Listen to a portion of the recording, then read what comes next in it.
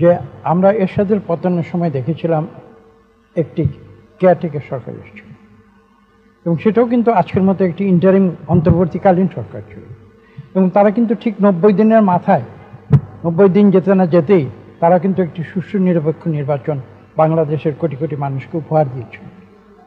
এবং আজকে পর্যন্ত বাংলাদেশের দীর্ঘ 54 বছরের ইতিহাসে আজকে কিন্তু সেই নির্বাচনটিকে নিয়ে কেউ কোনো সমালোচনা করেনি।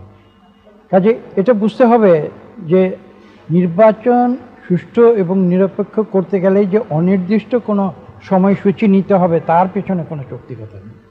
এটা 90 দিনেও করা সম্ভব। এখন তো ইতিমধ্যে প্রায় 9 মাস হয়ে গিয়েছে।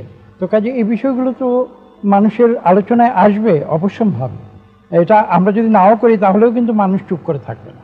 কাজে এই বিষয়গুলো নিয়ে আলোচনা হয়েছে, কত দ্রুত এটা করা যায় বা বিএনপি কখন এই নির্বাচনটি প্রত্যাশা করছে, এবং আমাদের বক্তব্য তো স্পষ্ট, এটা ইতিমধ্যেই দেওয়া হয়েছে। এবং আপনারা জানেন যে আমরা বলেছি যে এবছরের শেষ নাগাদ যদি নির্বাচন হয় তাহলে এটা জনগণের জন্য অত্যন্ত গ্রহণযোগ্য হবে আর বিশ্বাস করি।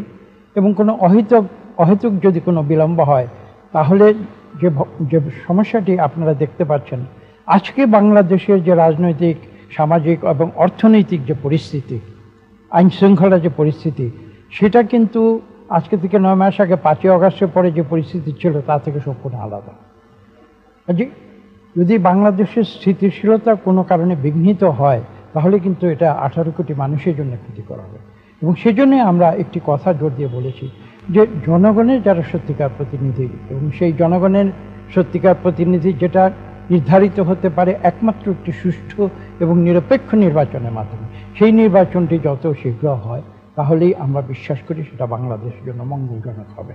এবং সেই কথাটি আমরা তাদের বলেছি। এবং আমরা তো গণতন্ত্র উত্তরণ চাই।